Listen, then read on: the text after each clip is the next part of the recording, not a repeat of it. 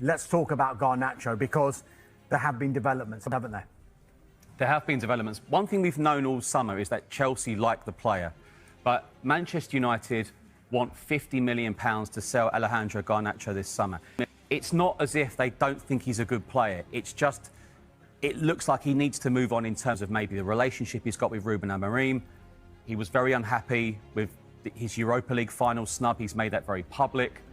But the key from Chelsea's point of view, they think they can sign Garnacho for less than Manchester United's asking price. But there hasn't been a bid yet. And going back to Manchester United's side, he's got 3 years remaining on his contract at United. You feel that this probably will get done, but for what price, we'll have to wait and see. Yeah, Manchester United valuing him at £50 million because they'll look at other players that have gone for that amount as well, the likes of Anthony Elanga from Nottingham Forest and Newcastle, Noni Madueke, who actually left Chelsea for Arsenal. But I mentioned a couple of those other players.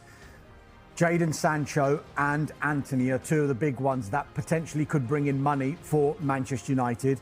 Borussia Dortmund, we're told, remain in talks with Sancho's representatives over a deal, while dialogue remains open with United. No agreement on either at the moment, though it is thought he could be available for significantly less than the £25 million obligation price that Chelsea had when they signed him on loan last season. As for Anthony, there is plenty of interest in Anthony, but he's got one destination in his mind. It is Real Betis. He had such a fantastic loan spell with them last season. So as much as United will be positive about Benjamin Sesko coming in, they still do need to make these sales before the end of the transfer window. That said, you mentioned close to £200 million being spent in this transfer window if and when Sesko's deal is confirmed.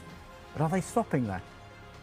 Well, I don't think they will. I mean, I think the key for Manchester United is getting those players out, the ones you've mentioned. I think Marcus Rashford to Barcelona is a great move for him. It's wages as well. It's not just necessarily transfer fee, it's big wages they're on.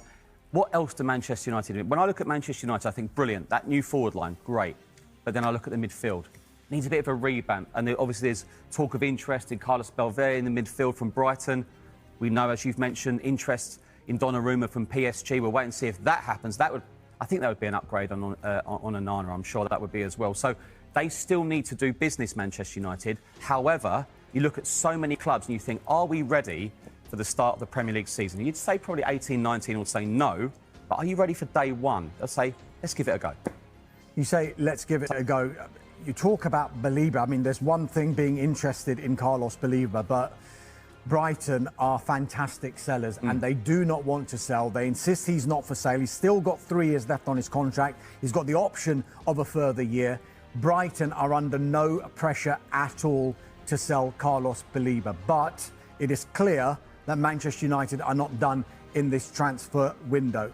We'll be talking about United a little bit later on in the show, I'm sure. But another big story that is emerging this evening is concerning Chelsea. We've been speaking about Chelsea's pursuit of Alejandro Garnacho. They are looking to make a number of sales in this transfer window as well. Now, the man behind us here, Nicholas Jackson, lots of talk about Nicholas Jackson in this transfer window.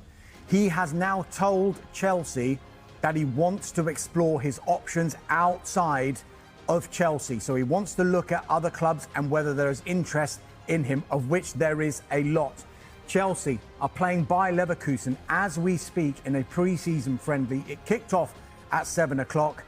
The team news was interesting, and it is clear that Nicholas Jackson is not part of the plans either from the Chelsea end, because Nicholas Jackson, Christopher Nkunku, both not in the matchday squad. They are two of a number of players that Chelsea are looking to consider offers for, and they have had a lot of inquiries, unsurprisingly, for Nicholas Jackson.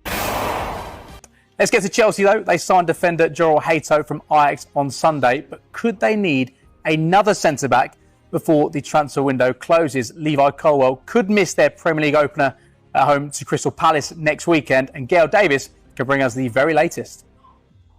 Well, it is the worst possible news for Enzo Maresca regarding Levi Colwill. We don't know the extent of the damage. It happened in the first training session back on Monday, but you got the sense from Maresca that it wasn't good news. And Colwill was absolutely key for Chelsea last year, started all but 3 Premier League games. And Maresca made the point in the press conference that so much of the success last season was down to him. So we wait and find out the extent of that. And it may well change their thinking in terms of the transfer market. He was asked about that in the press conference, just to shore up that centre-half position. In terms of outgoings, well, Nicholas Jackson is the most high profile that could leave the club. There are so many teams, aren't they, looking for a number 9 across Europe and of course in the Saudi League as well. And as far as he's concerned, he didn't give any assurances that he would be staying beyond the window shutting. Listen out too for what he had to say about Ben Chilwell and Raheem Sterling, who we know were away on loan last season, and the club would like them to move. Chelsea are reportedly on the verge of completing a sensational double swoop for Manchester United star Alejandro Garnacho and Paris Saint-Germain's versatile playmaker Xavi Simons. Sources close to Stamford Bridge reveal that negotiations are in the final stages, with only minor details left before both deals are sealed. This potential double signing is seen as a major statement of intent from the Blues as they look to bolster their attacking options ahead of the new campaign. Manager Enzo Maresca is believed to have played a key role in pushing for the arrivals of Garnacho and Simons, identifying them as crucial additions to his tactical plans. The Italian coach is determined to inject youthful energy, creativity, and pace into Chelsea's frontline, and landing both players would mark one of the most ambitious moves of the summer transfer window.